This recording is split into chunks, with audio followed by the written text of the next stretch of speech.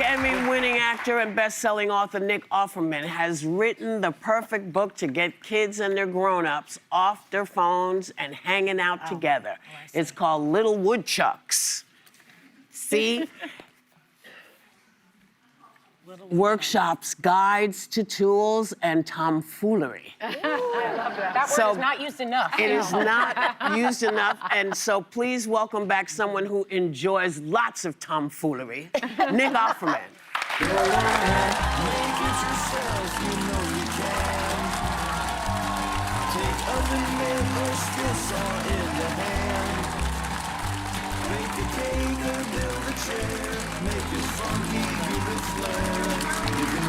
So far, so good.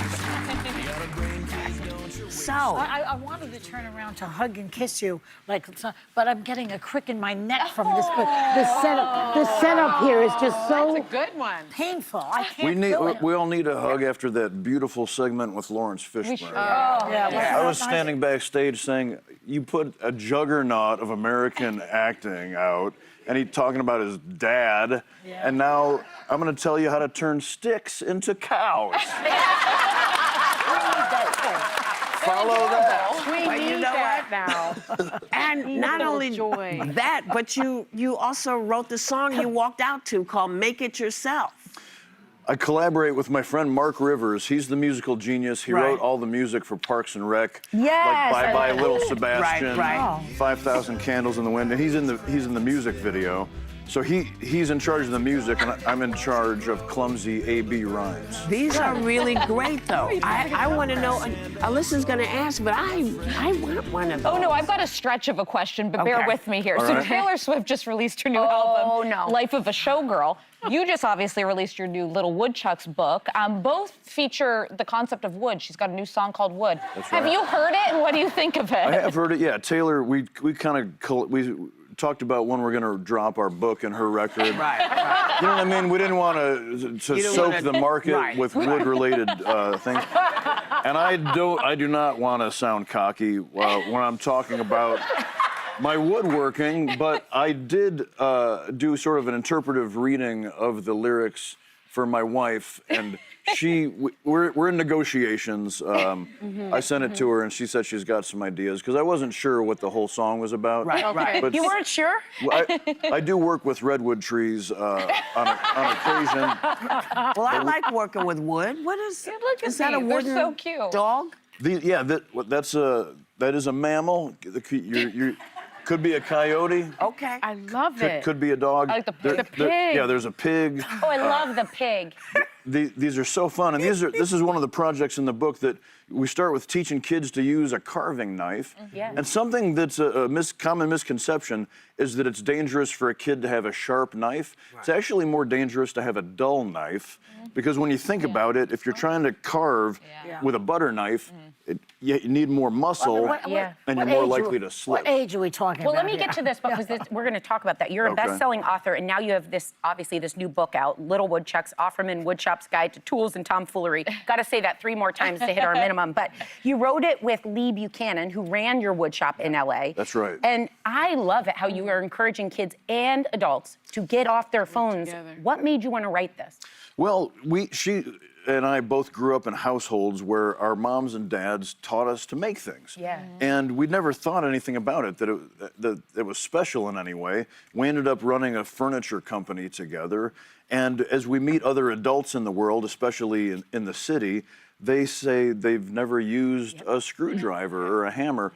Wow. And so the book is to make things for kids, but also with your kids, because a lot of big woodchucks also don't know how to use tools.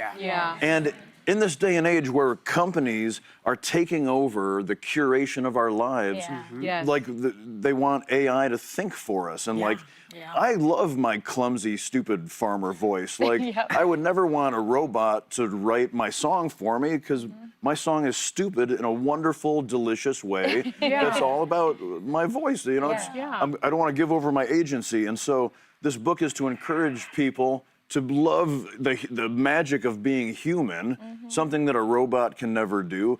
Because when you make things with tools and you know how your world is put together, it's a great way to say I love you, to say we're keeping our home our village. It's beautiful. Now, you grew up in a farming family. You mentioned your farmer voice, and we've He'd have that in the city. and we've spoken with you and your fabulous wife Megan before, and we've mentioned often what a capable guy you are. And then George Clooney just came out and said that he likes to fix things too. And now people are going crazy about the fact that you guys can fix stuff. Are you surprised at that? And why do you think women are just so excited about guys who can It's a fix turn on. stuff? It's a total turn on. I suppose really it is. is. I mean, and Yeah.